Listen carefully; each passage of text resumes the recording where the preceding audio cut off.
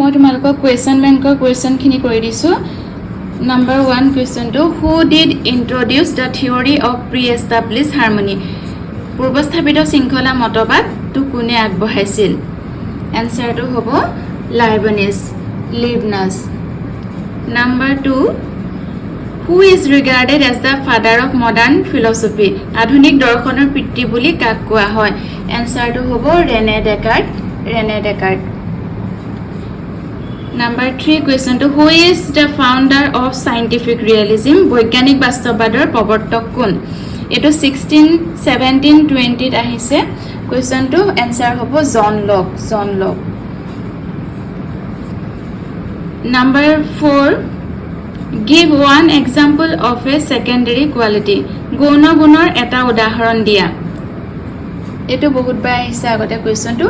এটা উদাহৰণ দিবলৈ কৈছে তোমালোকে যিকোনো এটা লিখিলেও হৈ যাব নাম্বাৰ 4 এনসাৰটো বস্তুৰ ৰূপ ৰস গুণ সোৱাদ আদি ইয়া যিকোনো এটা লিখিলে হৈ যায় test colour smell etcetera of an object Question number 5 name the theory which states that the external world can be directly known বাহ্য জগতখন প্ৰত্যক্ষভাৱে জানিব পৰা যায় বুলি ভবা মতবাদটোৰ নাম কি ইয়াৰ এনসাৰ হ'ব সৰল বাস্তৱবাদ তোমালোকে সৰল বাস্তৱবাদ এটা নাম লিখিলেও হৈ যায় কিন্তু বাকিবোৰ জানি থবা সৰল বাস্তৱবাদ বা প্ৰত্যক্ষ বাস্তৱবাদ বা লৌকিক বাস্তৱবাদ বা প্ৰাকৃতিক বাস্তৱবাদ মানে এটা মতবাদৰে চাৰিটা নাম যিকোনো এটা লিখিলে হৈ যায় নেভ ৰিয়েলিজম অৰ পপুলাৰ ৰিয়েলিজম অৰ ডাইৰেক্ট ৰিয়েলিজম অৰ নেচাৰেল ৰিয়েলিজম যিকোনো এটা লিখিলে হৈ যায় Question number 7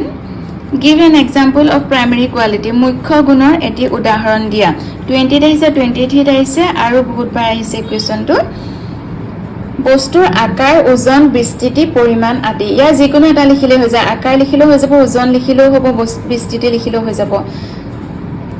extension weight divisibility motion etc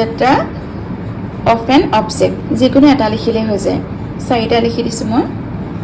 Question number 8 give an example of secondary quality এটো আকৌ 22 টো আহিছে ইয়াত আগতে মই এনসাৰটো দি থৈছো Question number 4 এনসাৰটো কালাৰ টেষ্ট স্মেল এবোৰ লিখিব লাগিব ৰং ৰূপ গোন্ধ গৌণ গুণ এটি উদাহৰণ দিয়া বুলি কৈছে এটা লিখিলো হৈ যায় number 9 which theory of truth does naive realism support সৰল বাস্তৱবাদে সত্যতাৰ কোনটো মতবাদ সমৰ্থন কৰে এটো আহিছে 22 এনসাৰটো হ'ব সত্যতাৰ অনুৰূপতাবাদ মতবাদৰ সমৰ্থন কৰে correspondence theory of truth 10 name the philosopher who used the term naive realism for the first time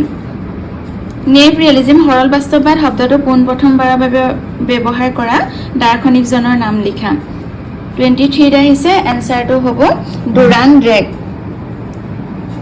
নামৰ দাৰ্শনিকজনে ডুৰাণ্ড ড্ৰেগ নামৰ দাৰ্শনিকজনে তেওঁৰ ইনভিটেশন টু ফিলসফি নামৰ গ্ৰন্থখনত সৰল বাস্তৱবাদ নামটো প্ৰথমবাৰৰ বাবে প্ৰয়োগ কৰিছিল ডুৰাণ্ড ড্ৰেগ লিখিব লাগিব আৰু তেওঁৰ কিতাপখনৰ নাম হৈছে ইনভিটেশন টু ফিলসফি জিমৰ ফাৰ্ষ্ট পেজটোতে আছে তোমালোকৰ এনচিআৰটি বুকৰ Durand drag is said to have used the term naive realism for the first time in his book Invitation to Philosophy which was published in 1933